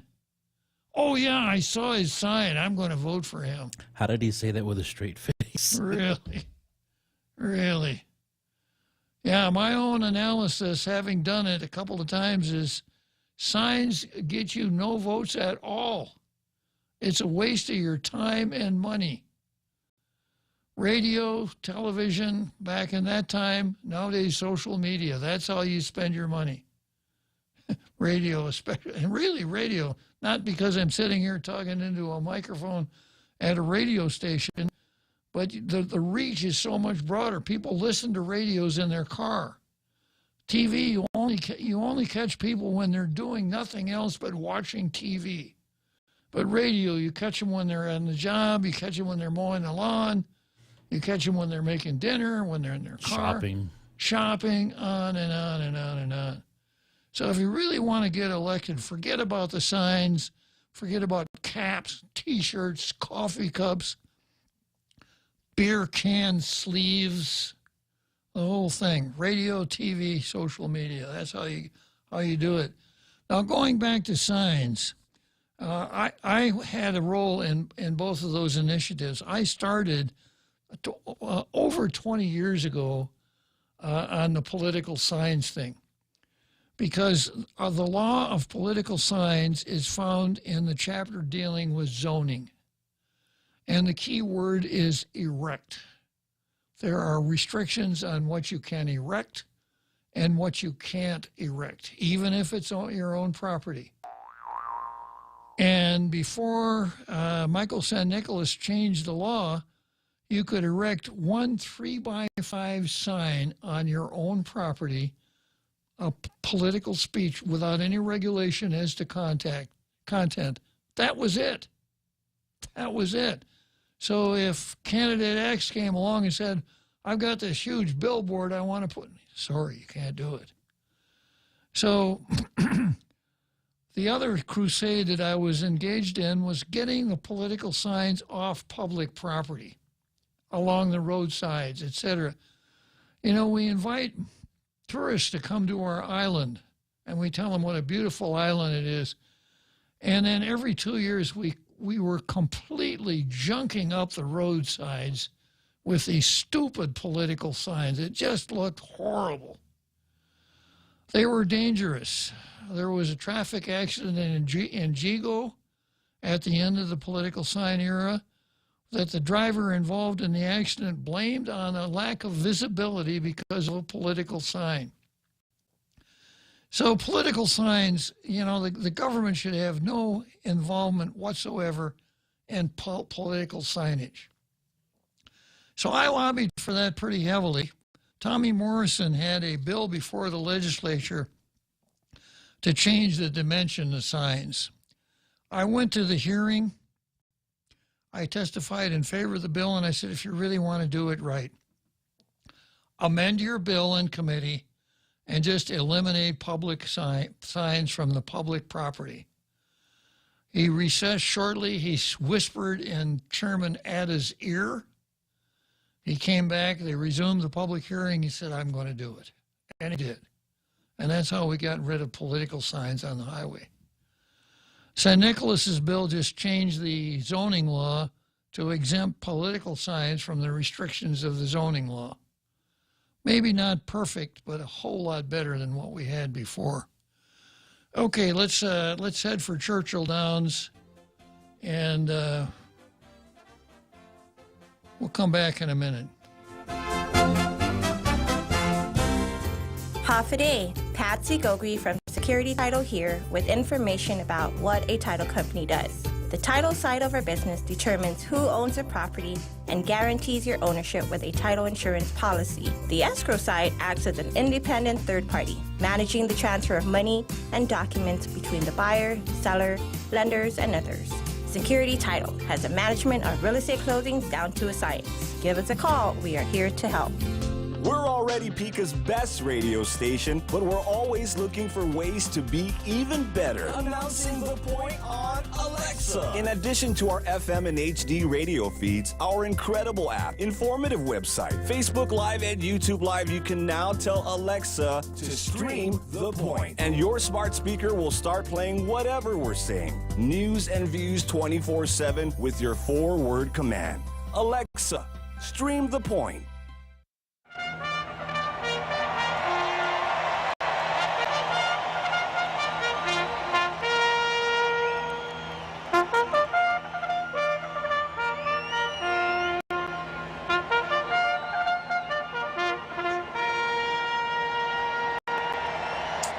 So here we go down the home stretch at Tall Tales.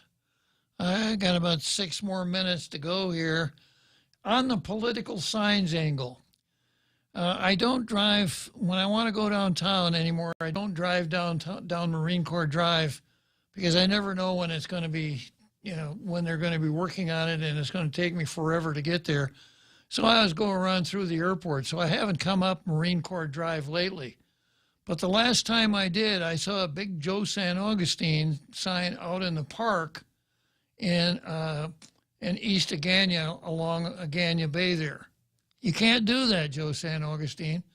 And anybody who drives through there, I'd really like a report if Joe San Augustine's sign is still there, because if it is, I'm going to mount an offensive to get it out of there.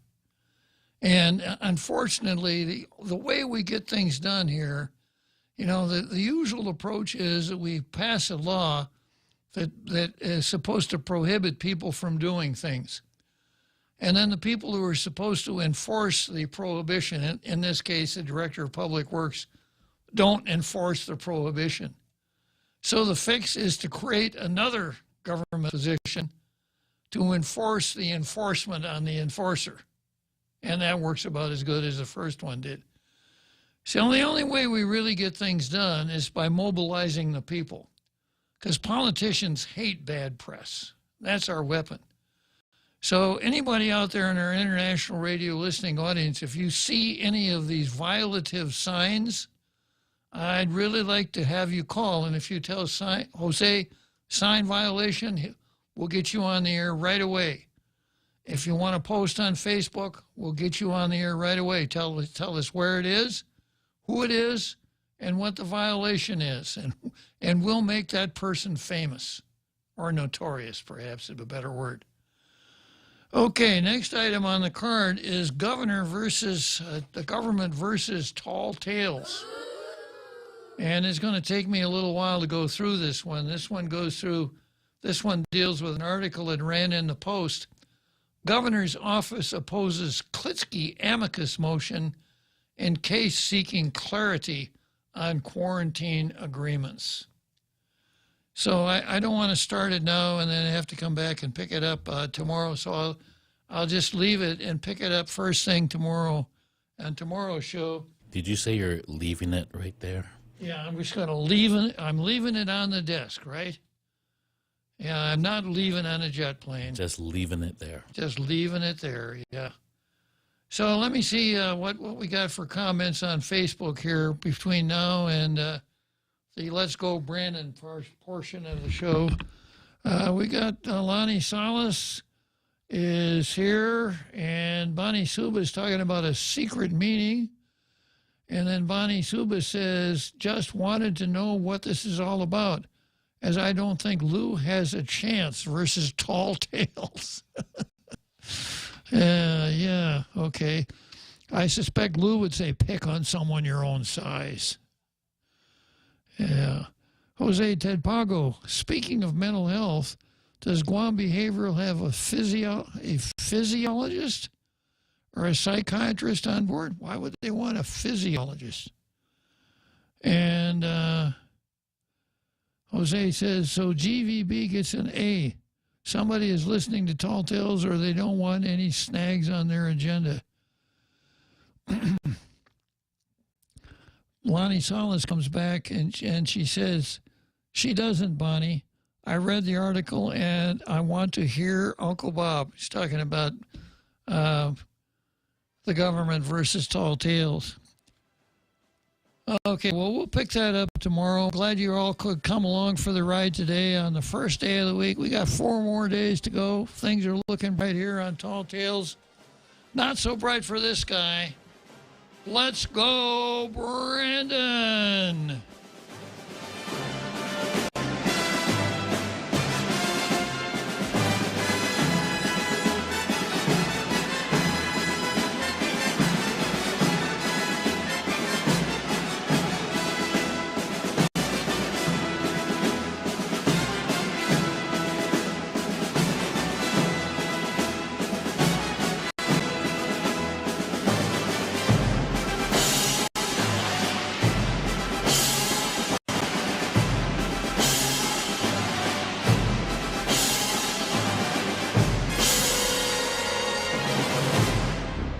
The Point is KUSG, Hagåtña, Guam, 93.3 FM and 104.3 HD3. When will it get better? I'm Laura Cantor, Fox News. Inflation has soared to a 40-year high. President Biden continuing to blame the Russian invasion of Ukraine as a leading cause. Inflation now the biggest issue on the minds of voters heading into the midterms, according to the polls. Biden once again blaming Russian President Vladimir Putin for the inflation crisis. It's outrageous what the war in Ukraine is causing. And we're trying very hard to make sure that we've significantly increased the number of barrels of oil that are being pumped out of the reserve. In January, before Russia launched its full-scale invasion of Ukraine, inflation was already running hot at 7.5%. When the president took office in January of 2021, it was only 1.4%. Fox's Lucas Tomlinson. A special House committee having its second hearing on the January 6th attack on the U.S. Capitol Monday. Fox's Chad Peregrine has more from Capitol Hill. The committee says its goal is to show that myths perpetuated by the former president that he won fueled the siege. In the coming days, the panel examines the pressure campaign on former Vice President Mike Pence. Plus, the committee explores possible links between Trump allies and extremists like the Proud Boys. Fox is told the hearings could establish evidence, which Attorney General Merrick Garland could use if he wants to pursue prosecutions. Republicans say the hearings are being used to distract from the inflation crisis. As Russian forces continue to attack Ukraine, Ukraine's President Zelensky is pushing for the European Union to allow his country to become a member. Fox's Mike Tobin has more from Kyiv. To use President Zelensky's own words, he's been on a big diplomatic marathon. Zelensky will learn by June 24th if Ukraine has been approved as a candidate for EU membership. In his nightly address, Zelensky pointed out that Russia said in May it would quickly claim the eastern region called the Donbass. America's